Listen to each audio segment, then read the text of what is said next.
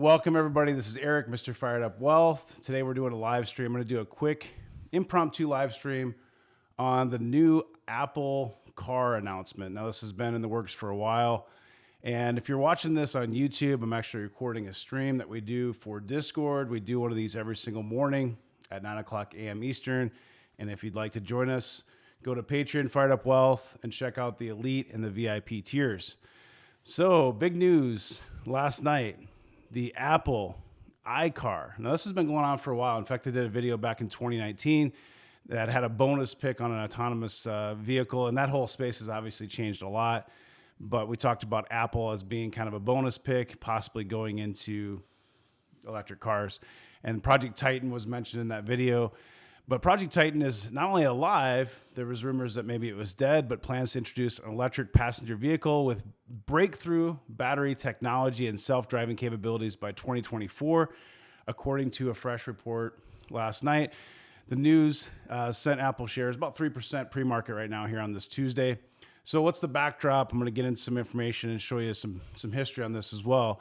Project Titan has been moving, and it's been moving in fits, and it's been trying to build this project since 2014 on and off. It first began to design its own vehicle from scratch, but reverted back to a software push at one point and reassessed its goals. Remember, a year or two ago, they laid off a bunch of people.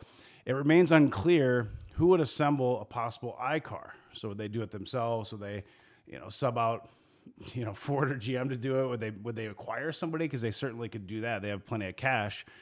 Sources here have said that they expect Apple to rely on a manufacturing partner. The question is, who's it going to be?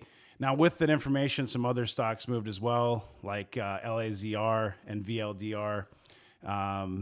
Basically, it's because of, the announcement kind of had some information about, so it says, initially, Tesla spun its wheels lower amid the EV maker's first day as part of the S&P 500 and then raised its losses as Loop Ventures' Gene Munster weighed in on the impact of Apple. He said, "We believe in 5 years, Tesla will hold around 1/3 of global EV market share." And I actually agree with that. I don't necessarily think that if you're a Tesla shareholder that you'd, be that concerned. I think it's very bullish for both Apple and Tesla. And I'll kind of explain why. So just kind of shooting from the hip here and talking based on my experience. And I'm going to get into this and show you some data on it too. But Apple, if you think about Apple is really a technology company. Now, I've seen a lot of people bash this move and saying that it's not Apple's core competency, that they should just stick to what they know, all this stuff. Most of the people that are saying that probably haven't been around long enough to understand Apple's background. So this video might help kind of show you some history on that. The first thing I want to point out is that Apple, first and foremost, was a computer manufacturer, the Apple Macintosh. And I grew up in Phoenix, Arizona, and a lot of places around the West Coast. If you grew up and you're around my age, you might have had Apple Macintosh computers at your school. Now, the reason you had Apple Macintosh computers at your school might have bought them, but more than likely what happened is Apple actually didn't do a lot of advertising or marketing. They would actually donate these computers to schools, and they did it to basically create a generation of users. So they essentially wanted people to learn and be creative. They were able to be able to write that off. But it basically was a form of marketing that really isn't talked a lot about. If you go to business school, especially if you take I have a master's of business administration, we did a whole case study in Apple and how they created, you wonder why there's such a cult following, like why certain people at certain age demographics, will literally buy anything Apple makes as soon as it comes out. A lot of that has to do with the history there, that one of their favorite parts of the day was computer class, where they got to use the Apple Macintosh and play a game or do whatever, be creative. I remember doing art and just staring at the screen at the time, it was mind blowing. Now the 5K Retina displays are, 5,000 times better than they were. But I remember being, 5, 6 years old, whatever the age was, and computers weren't something that everybody had at their house. And it was just absolutely mind blowing. And that always stuck with me, that little Apple Macintosh logo at the bottom. There's a lot of guys, if you follow IT groups, like I'm in a couple different IT groups on Facebook that have hundreds of thousands members. they literally will pay thousands of dollars to buy these old Macintosh computers as nostalgia and collect them, have them on their desk. It's like it's kind of like a trophy. It's cool to have. So you have to understand the background of Apple to really understand why they can do something like this and have a really good chance of it working out. It's not that it's this foolproof every time they do something, it's going to work out. So let's just look at the history, and then I want to go through a couple different examples of where they've disrupted technology in the past. But for this, specifically to the Project Titan for the Apple car, the project was rumored approved by CEO Tim Cook in late 2014. So this has really been around now for 6 full years, and it was assigned to the Vice President Steve Zadesky, who is a former Ford engineer, as product in charge. So they started hiring people from Ford. They hired people from, I think, Volkswagen. You talk about in February 2015, it was rumored that a substantial number of Apple employees were working on an electric car project, with Apple hiring new employees for the project as well. Reports in February 2015 indicated that the company had been offering incentives to Tesla employees to join Apple. In February 2015, the Wall Street Journal reported that the product would resemble more a minivan than a car. The Sydney Morning Herald said that at the time of the production, it could start as soon as 2020. In February 2015, Apple board member Mickey Drexler stated that Apple co-founder and CEO Steve Jobs had plans to design and build a car. So this was going on for a long time. I mean, talking about even when Steve Jobs was around, they were trying to build this car. And it talks about Carl Icahn in here. It talks about The Guardian reported Apple were meeting with officials from different companies.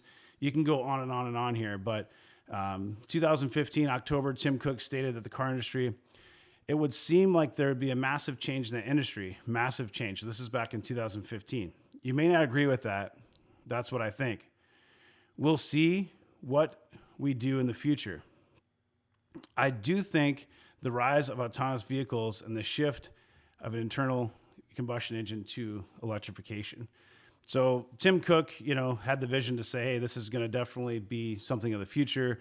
And it's been part of their culture secretively for 5 or 6 years here. So in November 2015, various websites reported that suspected Apple Front 68 Research had attended an auto body conference in Europe, also in November of 2015, after unknown EV startup Faraday Future, I haven't heard of them, announced a $1 billion U.S. factory project. So this is just Wikipedia, and look at the history here. 2016, Tesla Motors CEO Musk stated that Apple will probably make a compelling electric car.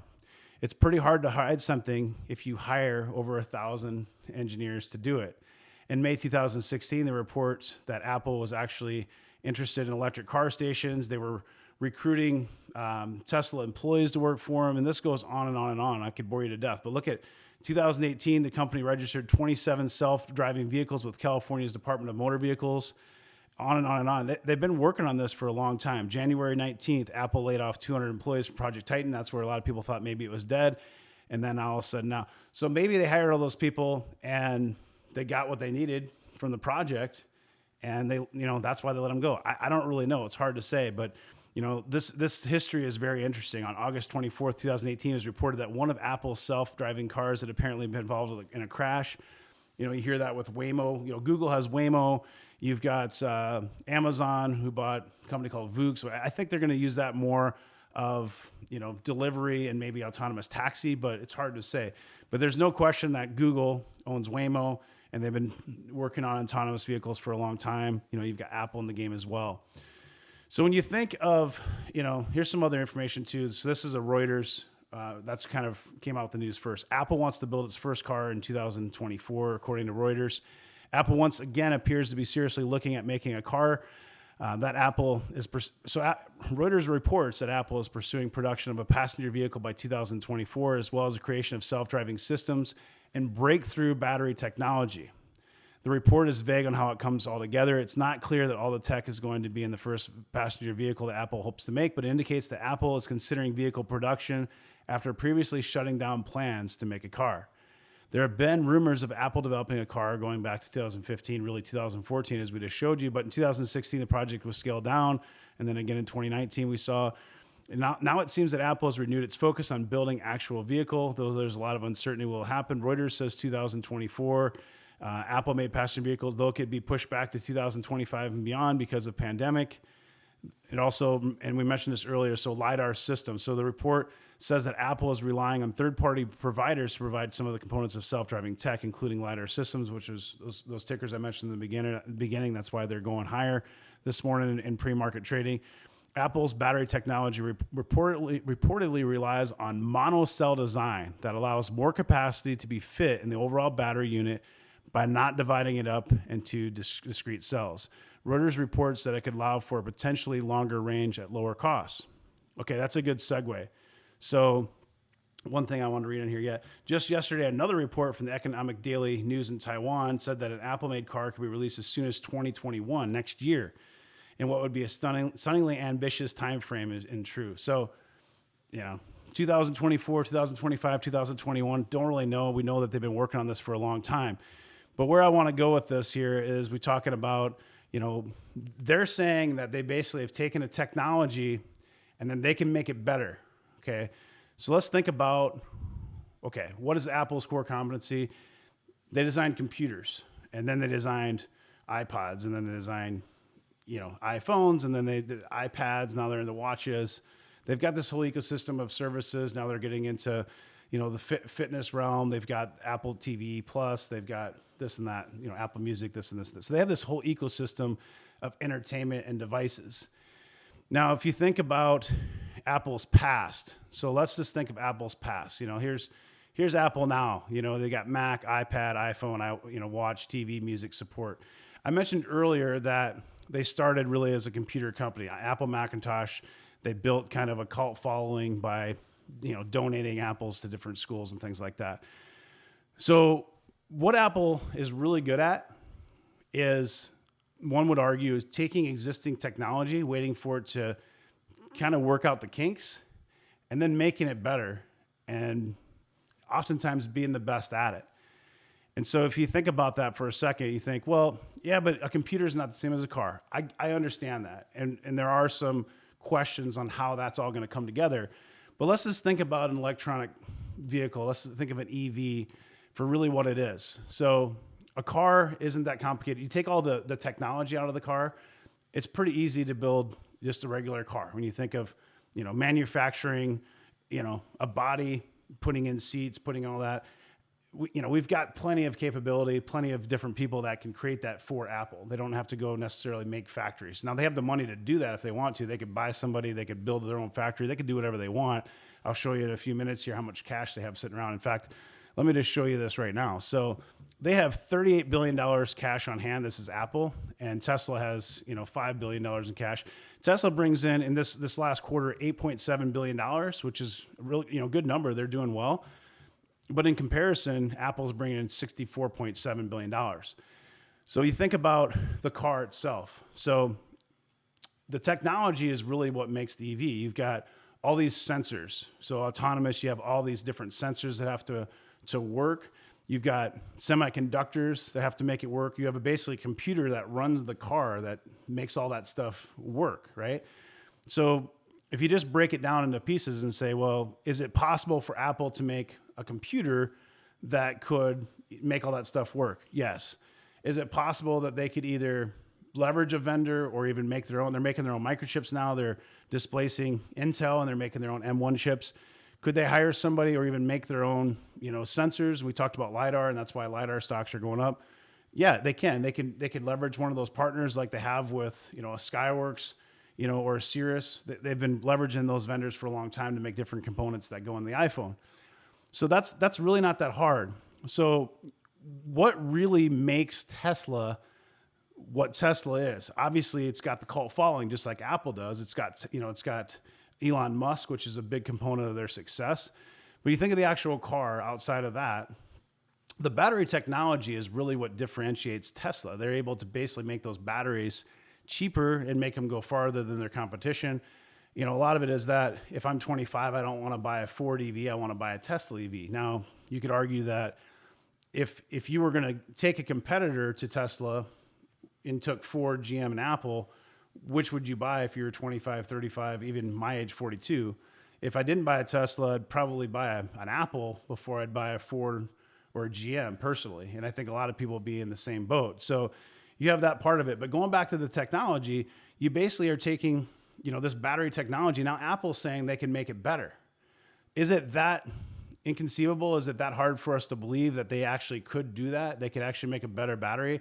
And actually it's good for competition. It's good for Tesla too. And as a shareholder, I'm bullish for both Tesla and Apple because of this. It makes me want to go buy more Apple. I've got probably about equal amount, maybe even I have probably a little bit more Tesla in my portfolio than Apple. But, it pays a dividend. It's a solid company. It's a cash cow. Now this other part of the growth engine could unfold. Let's look at some history though, and I'll show you what I mean. So this article goes back to 2012. And if you haven't been around for a while, like I said earlier, you might understand the history here. Because if you're 25 years old, you just know Apple for making iPhones, but that's not what, they haven't been making iPhones forever. In fact, when I was in college, we didn't have cell phones back then. It was not common to have cell phones. That's how much it's changed, just since the year 2000. So you think of Sony had a thing called a Walkman, and everybody had one. There was, I had a CD version where you put a CD in, and sometimes it would skip, but you could do your paper out, and they had really good, vibration control technology where it hardly skip, and I'd be doing my paper out or whatever. I'd be working outside, and I had my Walkman all the time, and they evolved that over the years. But the point is that Apple basically took that technology and displaced it with the iPod.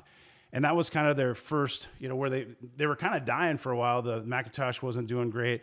This kind of reinvented Apple, and they had some really good marketing, some hip colors, and there's the whole Apple actor guy. You probably have seen that if you've been around for a while. But if you look at this, so Sony kept pace. So for a decade after its launch, so 10 years after its launch, Sony Walkman retained a 50% share in the US, 46% in Japan, and in a space teeming with competition, even as it enjoyed a price premium of $20 over its rivals. Sound familiar? There's a lot of people that make phones. You could argue that the iPhone's probably not much better than, some people like Android, some people like Google phones, whatever. But Apple's got this whole, environment now. They've got the entire ecosystem, and that's what's key. But jump ahead to the late 1990s when the sun had set on cassettes as the favored music delivery format. So that's the first thing I had as a cassette, and then it revolved into a CD. In 1998, South Korea created a first portable digital audio player, the MP Man. It sold 50,000 players globally in its first year. So this says iPod wins 3 years late. Apple waited and then waited some more and then finally made its move, putting in the last two pieces in place to create a winning innovation, an attractive, simple device supported by smart software. Steve Jobs knew that on its own, the MP3 player was useless. He understood that in order for the device to have value, other co-innovators in the MP3 player ecosystem first needed to be aligned. And in October of 2001, when Apple announced the iPod, these pieces were solidly in place. Both MP3s and broadband were finally widely available. People needed to have broadband for this whole thing to work so they could download the music and make it work, have the ecosystem. The first generation of iPod for Macintosh, there was the Macintosh computer. And when you think of iMac, iMac is, you might not even know this, Mac is Macintosh. It's just that cool, hip, shortened versions. It retailed at $399, had 5 gigs of capacity, could store 1,000 songs. It was absolutely game-changing. I got one for Christmas the first year. Everybody went bonkers over these things. I mean, you probably know people, your parents or, whatever. If you're younger, they probably have one laying around. I've got 2 of them in my desk right here that just sit there. They're collecting dust. But in April 2003, Apple announced the iTunes Music Store. This is where the ecosystem comes into play. An online retail hub where customers could browse and purchase music for 99 cents a song. It was also critical because they actually helped take sites down like Napster. Napster was basically allowing, music share, so I could upload a song and other people could download it. That's what we did in college. We would, share music that way. And Apple was one of the, it was one of the companies. And it's kind of funny because it was around the same time I was in college, 1996 to 2001, a 5-year plan because I redshirted, played football. But they were actually helping displace, working with artists like Dr. Dre and Metallica to go after and send out letters, cease and desist letters to users that were actually pirating, music. And I may or may not have gotten one of those letters. But essentially, they were building this whole thing, and they always have a vision. They always have a plan. You can see it unfold here. They waited. They came to the party late, and they still dominated and took over, and now Walkman is not even a thing anymore. Okay, so what's next?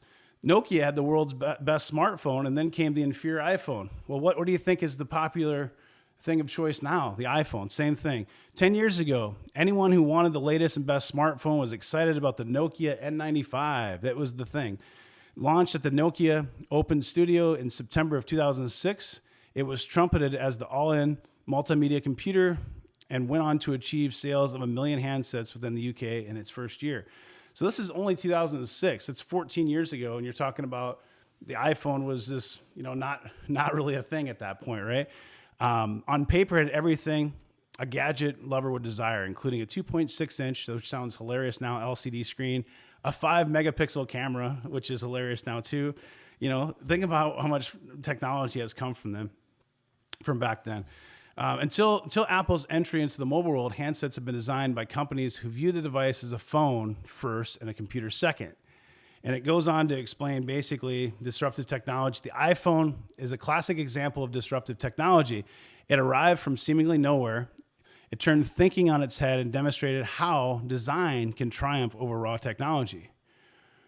Whatever you happen to think of Apple as a company, it seemingly has many detractors and evangelist supporters. There is no question that it revolutionized the smartphone design. If you look at smartphones leading up to 2006, they were all similar in style, appearance, and features with the Nokia N95, whereas the post-Apple launch smartphones started to emulate the iPhone for its sleek and simplicity. It was awesome. As for Nokia, the iPhone effectively killed the company. It first clung on to its operating system, blah, blah, blah, blah, blah. But, today's smartphone sales are dominated by Samsung, followed by Apple, and the Chinese firm Huawei. But with the Android as the most popular operating system, that said, you'll struggle to find a smartphone today that doesn't share similar technologies or appearances with the iPhone. Not bad for an inferior bit of technology. And the iPhone was number one for a long time, and then they go on to different things, right? So now, if you think about, my wife has a Honda, and there's certain car manufacturers that have it's called Apple CarPlay. And this is what it looks like. So she has this nice dashboard on there. So you think earlier we were talking about what goes into a car. It's like, obviously you've got the dash and all those different components, which you can have somebody build. The technology is going to make the EV. We talked about the sensors. We talked about the microchips. Having an iPad basically on your dashboard that plays your Apple Music, that fits into your ecosystem. You can have your Apple Watch on that can read your heart monitor and stuff while you're driving. I mean, this can actually take that ecosystem to another level when you look at this. So you can unlock and start your car with the iPhone right now. This is cool stuff. If you haven't seen the Apple CarPlay, it's really cool. This is actually going to begin with the 2021 models. So ours doesn't do this, but you can unlock and start your car with the iPhone, sharing keys with friends and family members, et cetera, et cetera, et cetera. So it's basically like a co-pilot. And this is what our dashboard looks like on my wife's Honda.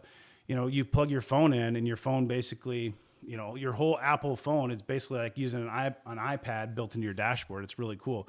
And you can make phone calls and do text and everything right through Siri. So you can actually, hey Siri, call mom while you're driving. She calls mom. Hey Siri, text mom. What do you want to say? Tell mom that I'm on the way. I'm going to tell mom that I'm on the way. You want me to send? Yes. Boom. You can basically do everything: messages, reading and writing, listening. So this is all part of the ecosystem already. Apple Music, this you can actually use your calendar. So you can have your calendar set up. You can get reminders and things like that from Siri while you drive.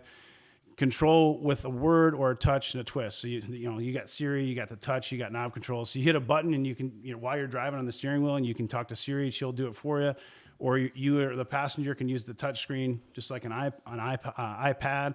You can use the knobs and controls, whatever. So this is already kind of fitting into the ecosystem. It's really, really cool. And I would imagine, of course, they're going to take this kind of the next level if they do an iCar or an EV car. So, if you look at Apple and Tesla, we kind of talked about this earlier, but, Apple's got 147,000 employees. Tesla's got 48,000 employees. The market cap, $616 billion. Tesla was just inducted to the S&P 500 yesterday. Apple's a $2.18 trillion company. The valuations are obviously a lot different because Apple's in the 30 PEs where Tesla's in the 1,000 PEs. I like Apple as a company, and I'm bullish on both of these companies. So don't think that, I just assume that it's going to be easy, that Apple's going to win every time. I'm just trying to paint a picture to you guys of why Apple probably has more of a chance than a lot of people might give them credit for, based on what they've done in their history and the amount of time and preparation they've put into this project. So I hope this video helps. If you haven't subscribed to the channel, please do hit subscribe, hit the like button, hit a comment. But I appreciate you watching. Have a great rest of your day. Take care.